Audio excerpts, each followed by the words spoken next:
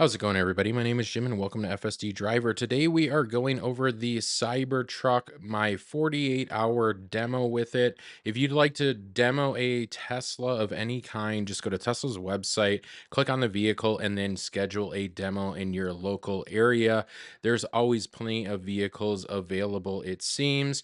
And if not, you can get on a schedule when one is available for you. So, this has definitely been an experience, and I just wanted to bring you over my final thoughts and my opinions on this. So, this is not a buyer's guide or review. I just wanted to show you my experience. And I want to say right away, the truck was dirty inside. There was some trash in, the windows were hazy, fingerprints all over the car.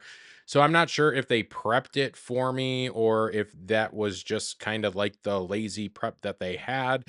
They basically had a couple demo units and then they told me, "Hey, I'll just get you the one with the biggest charge." So I'm not sure if they cleaned it, but right here, this is gluing adhesive, and this truck smells exactly like it, both in the inside and the outside of the vehicle, and it is due to this recall right here. So Tesla, I think, announced a recall for this trim piece that kept falling off.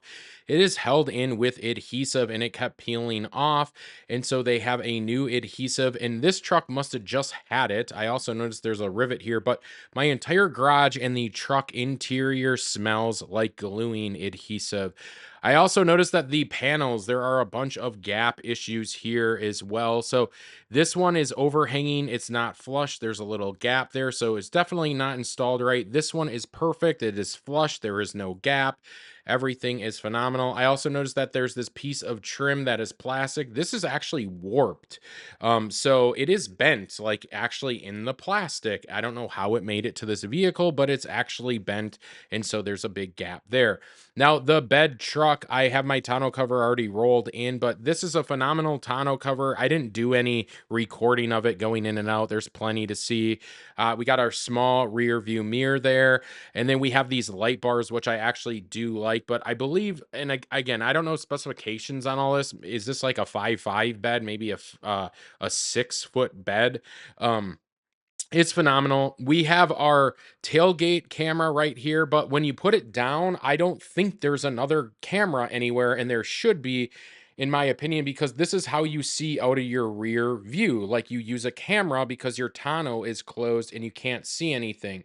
Now, this is an air suspension vehicle. I've never been in an air suspension vehicle. I've actually never been in an S before, but this is max ride height, and I think it's like 4 inches of lift that you get. I don't know what the specification is off the ground, but it's very high. Now, there's this thing called entry mode, and it's basically whenever you get in and out of the car, it will drop its suspension and it make it easier for you and your occupants to get in and out of the vehicle. And I thought that was really cool, and it actually works really fast. Like, that was cool, and it does self-leveling too. So the only downside of this is, even in the lowest mode, it's still hard to get into the bed because of the angle of the truck. So I hope in the future they redo the back bumper and put a step in so people can step in there and then get into the actual truck. Now, the charging port, this was hidden on the vehicle. It was hidden extremely well, and it works extremely well. It's the best charge port I've seen on any EV on the market. I really wish I could test it in the winter time though, to see if any ice buildup. The edges of the truck are sharp. It's stainless steel. It's a fingerprint magnet. You have to wrap these things, and the doors are pretty heavy. Now, the interior, this looks like an X. If you've ever been in a Model X, this is the Cybertruck, right? So it's the same design. I don't like the sun visors. These are in the dumbest spot ever, even on the X. Like, I don't know, whoever designed the interior, they need to take a step back. They could have easily incorporated those in the side panels and maybe moved the speakers to a different position, but they would have fit in the side panels perfectly. And then you could extrude them out, because now you have glass, sun visor glass. It looks like an afterthought in my mind on the design. Now, I have a front bumper camera, which is phenomenal, the two side cameras, but the mirror, I'm assuming that this mirror is probably some federal law or something like that where they have to have one, but it's pointless. Okay. And they use the tailgate bumper camera or the tailgate camera to show you your rear view mirror on the screen. The problem with it is it kept making people nauseated who were in the passenger seat because they would see it. Now there is a button on the wheel that you can click to turn it on and off, but still I think a better way to do this was make that mirror an actual screen, and then when you look up at the cabin camera it could like brighten, and then when you look away it could dim down, because I kept getting in this loop of like my passenger didn't want it on. I would shut it off. Then I would look in the mirror and then I'd be like, oh, yeah, I can't look out the mirror. I'd look at the screen. I'd be like, oh, now I got to press the button to turn it on. And so there's the button right there to turn your cameras on and off. You have to be in drive though and going forward for the back camera to turn on. But I don't like this. Like I just think it could be better. Like it for the price of the truck, I think it could be a better interior design on those small little things, but the actual interior of the truck is phenomenal. It's a premium material. I'm also used to stocks because I'm coming from Hardware 3 Model Y, so getting used to the turn signal on the actual wheel, it's a little hard. Also, I'm just going to call it a wheel. I know that it's not a yoke, it's like a snorkel or something like that. Like it's phenomenal. Steer by wire and these tires in the back that rotate are a game changer, but steer by wire, oh my gosh, like every vehicle needs it. You no longer have to pull on the wheel like you're doing here. You only have to slightly turn on it and the car will move. Now, the best way I can describe this is a traditional vehicle. You drive forward and you pull through a turn. That is how a traditional vehicle. On the Cybertruck, you float or glide through a turn. So again, traditional truck, you go forward and you pull yourself through a turn. On the Cybertruck, you like rotate and glide yourself through the turn. And it's not just because of steer by wire, it's because of the wheels in the back are rotating as well. But steer by wire is phenomenal. Like that is the best part of this car. You can, based off of your speed, it knows like what you want to do and how far you want to turn. And because it's steer by wire and there's no physical mechanism, you can control this with like two fingers. So if you were like handicapped and you only had like a rod or something to control the vehicle, you could actually control it because you don't need a lot of pressure to like move the wheel, which is phenomenal. I love this. This is the best thing and it's the perfect size. Now, here's a question I have for everybody. This Cybertruck is fairly new. It's only got 1,000 miles on it. There was a recall on the acceleration pedal because it was slipping off. And so what Tesla did is they recalled it and they put a rivet through. But in my opinion, once you put a rivet in, that's for previous existing vehicles. But if there's a recall, any new vehicle that comes out of Tesla's line, there should not be a rivet. They should have solved the issue and fixed it. Like putting a rivet in on all your production vehicles, that's not a fix. That's laziness. So I want to know in the comment section below if you guys own a Tesla Cybertruck after the recall and it was built after the recall, does it still have the rivet? Because it shouldn't, in my opinion. That's just lazy, in my opinion, if there's still a rivet. So this is telling me that this vehicle was probably made early production, had the recall, and still hasn't been solved, even though there's just 1,000 miles on it, which again is scary in my mind because these things aren't selling. I think there's only like 36,000 sold in the US. Now, I will talk about the computer here really quick in FSD. First, I'm coming from an Intel Atom. My Spotify still loads slow. Things don't load slow. Web browser is slow. This is a Ryzen processor on the new hardware 4. It is so fast and snappy. It made me want to rip my hair out when I got back into my car after this demo drive was over because of how slow my screen actually is. Now, my dad has a brand new 1500 2025. That is worse than anything that Tesla has ever released. I don't even know how anybody's making infotainment systems other than Tesla at this point in time. He like showed me it and like it was crashing and having issues and like all types of things. Like we couldn't even get XM to work on it. We couldn't get Apple CarPlay. It kept freezing. Like, and I was like, you just bought this. Like, why is it doing that? And even like the oldest Model Ys and S's, like those are snappier. Like they just work. Yes, they're slower than this new version, but that's to be desired, right? Right? We're on a new processor, things are faster. I will say a hit and a miss here is it's not a tilt or swivel screen. Like, they need to have a tilt or swivel screen because I have those as third party accessories in my Ys. And once you go from like even a 5 degree, 15 degree, or 30 degree, and you go back to like a 0 degree, it feels old and dated. And it should just have a screen that tilts towards the driver side or the passenger. Hopefully, in the next iteration, they'll do that. But the menus, it's just like any other Tesla. Once you're in a Tesla, you're in a Tesla. This reminds me of an X. That's really what it is. It was like a bigger X with a back. That's really the whole feeling I got for this vehicle. Again, I think it's like 32 or 36, sorry, 42 to 46,000 are sold in the US.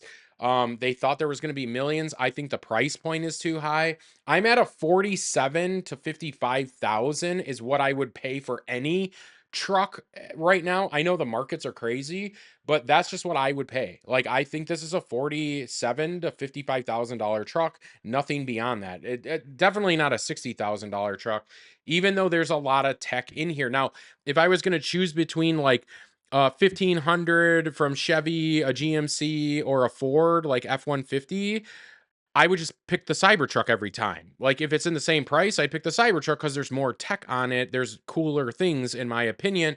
Now, here's a couple things. My wife loved the interior. She hated the exterior. She hated the way it looked. She said if it was more traditional of a truck, I would like it and we would maybe get one, but she hated the outside. We also got like middle fingers from people. I'm in, I guess, liberal Minnesota. When we got closer to the city, people would like yell at us or like give us fingers and stuff. We kind of ignored all of it, but it's a unique style of a vehicle, and I understand it's not supposed to be traditional. But some people can't get past that, and I think that affects sales. And so the interior, I'm sold on. It's fantastic. I love it. The menus was great. FSD 13. It was the first time driving it in a hardware 4 car. It was no different than driving my hardware 3 car on like 12.6.4. Now, the Tesla service advisor, after I explained that to him, he goes, "Oh, shoot, I should have told you." He's like, the Cybertruck's kind of in a different game right now. Like, it's not as good as the Model Y and 3 hardware 4. It's kind of like your Model 3 because there's still quirks they're trying to like figure out. Also, summon mode, can't use it on demo mode, so I never got to try it. I love the center console, by the way, plenty of room, leg room, everything, but you can actually see your phones. You don't need to change anything. Also, your cup holders fit everything in there. Like, we had baby bottles for my 2-year-old, and those rattle around in our Model Ys. They fit snug in here, which is great. And then bigger drinks fit snug in here, and smaller ones. Like, it's great. And then there's plenty of storage right here in this compartment as well. There's no need for like third-party accessories to hold your phone. They're in the perfect spot. They're reachable. You can see your screen. Now, the back display, this is where I do kind of have some issues. It kept going out. It kept turning gray and freezing, and it did it like 4 times when we were in the car on like driving it around. My son was watching YouTube or whatever, and then it would go out. And then same with like all of the AC in the back would go out, and then it would click back on. So it was kind of weird. The headroom is different. I'm 6 feet tall. You still have like an inch and a half of headroom or an inch of headroom. But in a traditional truck, it would be square, so you'd have even more headroom. I have a brother-in-law who was here. He went in the back. He's like 6'8". He's huge, dude. He's massive. And he was like, I can't fit in there, but he doesn't fit in a traditional truck either. So, also, the windshield wiper kept going off, getting phantom wipes, stayed in certain positions, like in the downward position. I'm not sure if that's normal. Also, again, truck was dirty. It didn't have any, window washer fluid in it, so I added some of it because I needed it in the truck. But overall, I mean, it was a good experience. It's not in the price range it needs to be from what I think. Also, the utility, like, Tesla still is missing out on occupancy. Like, none of their vehicles have a third row. And you can say, well, the X does, you scream it, until you're blue in the face. It just sucks. Like, I've been in the X in the third row. It's awful. It's a terrible experience. It's like an afterthought. Like, Tesla needs to come out with a vehicle that's bigger with more occupancy. Who would buy this truck today? If you do truck things once in a while, don't buy it. Just go to Home Depot and rent one for 17 bucks an hour. If you only use it once or twice, don't do it. If you have a small trailer, get a Model Y or a Model X and just haul things that way. This is for somebody who puts stuff in the back of the truck and uses it a lot, because you have the bed of the truck. Other than that, I just don't see it. So I had a really high expectation going into this because I've seen them before. I've talked to neighbors who own them, but now me actually driving it like normal for 2 days, I was just kind of like, I just don't want to spend the money on it because like it's cool, but it's not cool. And like my wife wasn't sold on it. And yeah, it's just not there yet. And it still was the problem of like, even if we got this, it's like, but we still can't bring anyone else with us. Like, there's no more occupancy. Like, it's the same occupancy as my Model Y. We got 3 passengers in the front, 2 in the front. Like, that's it. That's all it is. So, I don't know. Tell me what your guys' thoughts are on the comment below. It was fun to do a test drive for free, for 48 hours and just live my life and see how things go. And it is definitely a social piece. People from my neighborhood that I've never met came up and sat in it and talked and all types of stuff. And I encouraged them.